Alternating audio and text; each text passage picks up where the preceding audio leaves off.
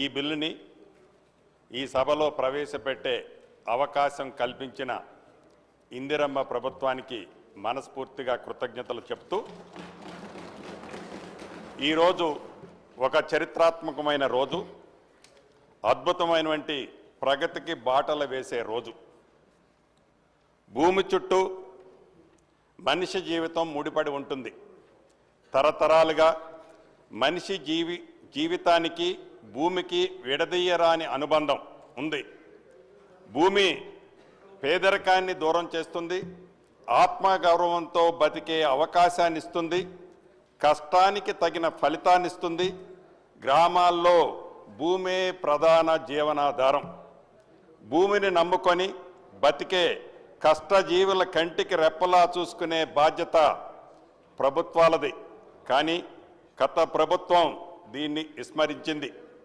ఉమ్మడి రాష్ట్రంలో కాంగ్రెస్ ప్రభుత్వం ఆనాడు 1971లో తీసుకొచ్చిన ROR చట్టం 49 ఏండ్లు విజయవంతంగా ఆనాడు ఉమ్మడి ఆంధ్రప్రదేశ్లో కానివ్వండి, రాష్ట్ర విభజన జరిగిన తర్వాత కూడా సుమారు 7 సంవత్సరాలు ఆ చట్టమే ఉన్నది. ప్రజల అవసరాలే లక్ష్యంగా అసైన్డ్ ల్యాండ్స్ మొదలు అనేక విధాన నిర్ణయాలని గత కాంగ్రెస్ ప్రభుత్వం ఇందిరమ్మ రాజ్యం తీసుకొచ్చింది. కాంగ్రెస్ అంటేనే ప్రజలకి ఒక భద్రత, భరోసా. అందుకే ఇప్పటికీ ఇందిరమ్మ ప్రభుత్వం అన్న ప్రజల గుండెల్లో పెట్టుకొని చూస్తున్నారు. కానీ వేలాది పుస్తకాలు చదివిన మేధావి 2020 ROR చట్టం ద్వారా తీసుకొచ్చిన ధరణి పోర్టలతో 3 ఏళ్లలోనే లక్షలాది కొత్త సమస్యలు తలెత్తాయి. ఉన్న నాలుకకి మందేస్తే, కొండ నాలుకకి మందేస్తే ఉన్న నాలుక ఊడినట్లు ధరణి పరిస్థితి తయారైంది. రెవెన్యూ అధికారుల స్థాయిలో పరిష్కారం కావలసిన అనేక సమస్యలు కోర్టుల దాకా వెళ్ళవలసి వచ్చింది. 4 గోడల మధ్య కూర్చొని వారికి అనుకూలంగా ఉండేలా ధరణిని అప్పటి పాలకులు బలవంతంగా ప్రజల నెత్తిన రుద్దిన మాట వాస్తవమా కాదా? అటు పక్కన ఉన్న నా సహచర సభ్యులు కూడా ఆ విషయం తెలుసు. భూ యజమానికి తెలియకుండానే చేతులు దాటిపోయేలా చేసింది.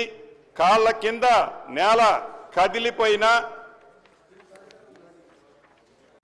పేదలు వారి ఆవేదన చెప్పుకోవటానికి మార్గమంటూ ఏమీ లేకుండా పోయింది. అందుకే మా నాయకుడు, ఈనాడు పార్లమెంటు ప్రధాన ప్రతిపక్ష నాయకులు రాహుల్ గాంధీ గారు ఎన్నికల సమయంలో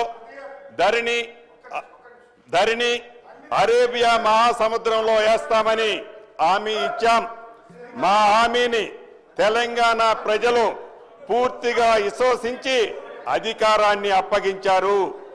దానికి అనుగుణంగా గౌరవ మా ముఖ్యమంత్రి రేవంత్ రెడ్డి గారు కానివ్వండి, ఈనాడు ఉప ముఖ్యమంత్రి వర్యులు బట్టి విక్రమార్క గారు కానివ్వండి, పాదయాత్ర చేసేటప్పుడు ఎన్నికల ముందు ఏదైతే ఇందిరమ్మ రాజ్యం వస్తే, ఇందిరమ్మ రాజ్యం వచ్చిన తర్వాత ధరణిని బంగాళాఖాతంలో వేస్తామని చెప్పాం. అన్న మాట ప్రకారం మాట తప్పని ఇందిరమ్మ రాజ్యంలో కొద్దిగా లేట్ అయినా ఇచ్చిన మాటను నెరవేర్చే దిశలో ధరణినే కాదు, లోపభూయిష్టమైన 2 వ్యక్తులు తయారు చేసిన ఆనాటి ROR చట్టం 2020ని కూడా పూర్తిగా ప్రక్షాళన చేసి ఇప్పుడు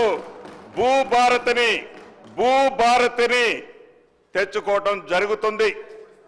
ఇందిరమ్మ ప్రభుత్వం ఏర్పడిన వెంటనే మా సీఎం రేవంత్ రెడ్డి గారి సూచనల మేరకు ధరణి కష్టాలను తెలుసుకొని వాటి పరిష్కారానికి భూ నిపుణులతో ఒక కమిటీని ఏర్పాటు చేశాం. అనేక సార్లు వివిధ రాష్ట్రాలలో పర్యటించి అక్కడ రెవెన్యూ చట్టాలని క్షుణ్ణంగా ఒక్కసారి నేను మాట్లాడటం అయిపోయిన తర్వాత మీరు మాట్లాడతారు కానీ చెప్పండి.